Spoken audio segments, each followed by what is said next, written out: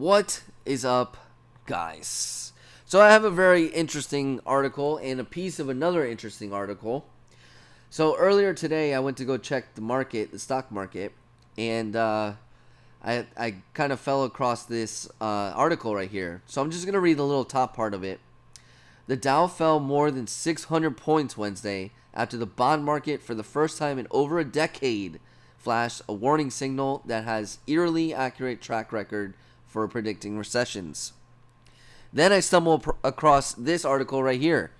So the Dow has dropped 600 points, and I have basically sold all my growth stocks. I actually sold them last week, but they're gone. That's it.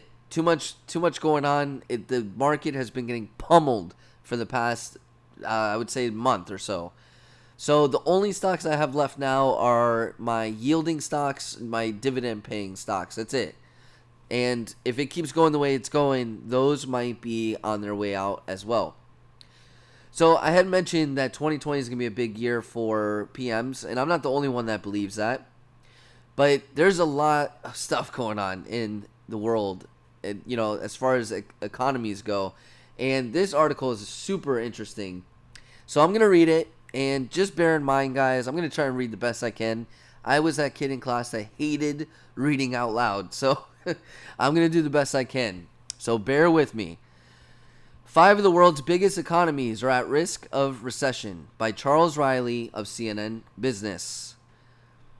5 big economies are at risk of recession. It won't take much to push them over the edge. The British economy shrunk in the second quarter, and growth flatlined in Italy. Data published Wednesday showed Germany's economy, the world's 4th largest, contracted in the 3 months to June. The bottom line is that the German economy is teetering on the edge of recession, said Andrew Cunningham, chief Europe economist at Capital Economics. Mexico just dodged a recession, usually defined as 2 consecutive quarters of contraction, and its economy is expected to remain weak this year. And data suggests that Brazil slipped into recession in the second quarter. Germany, Britain, Italy, Brazil, and Mexico each rank among the world's largest 20 economies. Singapore and Hong Kong, which are smaller but still serve as vital hubs for finance and trade, are also suffering. While growth has been dragged lower in each country by a specific cocktail of factors, a global manufacturing slump and a sharp drop in business confidence have made matters worse. China's massive economy is growing at the slowest pace in nearly 3 decades as the country wages a prolonged trade war with the United States, which will impose new taxes on Chinese exports in September and December. The common feature is the weak global backdrop, said Neil Shearing, Group Chief Economist at Capital Economics. Oof, that was a tongue twister. The International Monetary Fund last month cut its forecast for global growth this year to 3.2%, the weakest rate of expansion since 2009. It has also downgraded its expectations for 2020 to 3.5%. Investors are increasingly worried. So fear, worry, all that stuff fuels gold and silver prices. So compare what the stock market has been doing to what gold and silver have been doing, and you'll understand exactly what is driving the gold and silver prices. So everybody's freaking out. So imagine you got millions of dollars invested in stocks, and you just see it continually just going down and down and down. And most investors don't want their money to be stagnant, so they're going to put it somewhere else, and usually gold and silver is their safe haven, so that's what's going on right now. The bond market is flashing warning signs, and more than a third of asset managers surveyed by Bank of America expect a global recession in the next 12 months. So they're talking in the next year we're going to hit this recession. Germany relies heavily on exporters that sell a disproportionate amount of goods to China and the United States. Lackluster global auto sales have also hit its car makers. Today's GDP report definitely marks the end of a golden decade for the German economy, said Carsten Brzezinski, I think that's how you say it, chief economist in Germany at the Dutch bank ING. While fears of a chaotic Brexit are helping to drag down the German economy, that issue is causing the most pain in the United Kingdom, where the economy is shrinking for the first time since 2012. The British economy should rebound in the third quarter and avoid an immediate recession.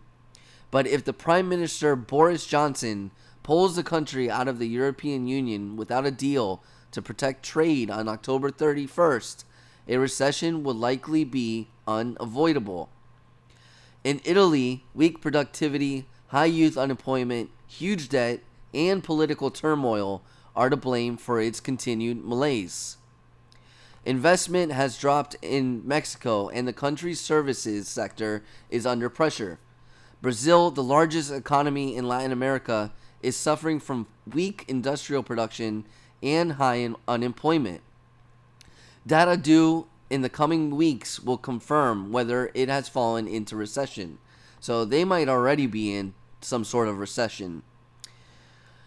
Shearing argues that some of the gloom and doom is unjustified. At a global level, he says, spending by companies on assets such as equipment have stabilized. The labor market is resilient. While there are pockets of extreme weakness in the world economy, particularly in manufacturing, other parts are holding up relatively well, he said. All of this is consistent with our view that global growth is slowing rather than collapsing. Yet, he also points to three big risks. The first is the trade war. If Beijing and Washington continue to ratchet tensions higher, business confidence could plummet. The International Monetary Fund has warned that growth in 2020 would be slashed by 0.5 percentage point if the dispute escalates further. Another big risk is that the central bank failed to act, causing a negative reaction in the financial markets that feed through to the real economy. The U.S. Federal Reserve cut rates last month for the first time in 11 years, and the European Central Bank has hinted that it will unleash some stimulus in September. Pressure is building on China to cut its main interest rate for the first time in 4 years. Other central banks from India to Thailand have slashed rates, and more cuts are expected. The final risk is that the global services sector, which has supported growth, begins to mirror the downturn seen in manufacturing. So a lot of stuff going on, and there is a lot on the table. So as you can see, any sort of uncertainty or fear in the market will drive the gold and silver prices. So all this stuff, the fact that it's on mainstream media, CNN Business, could help drive gold and silver prices even further than what we've seen. So a very interesting article. Make sure to post any thoughts down in the comments. And let's get a conversation going, guys. Very interesting stuff here. So hope you enjoyed this article, and I will talk to you guys later.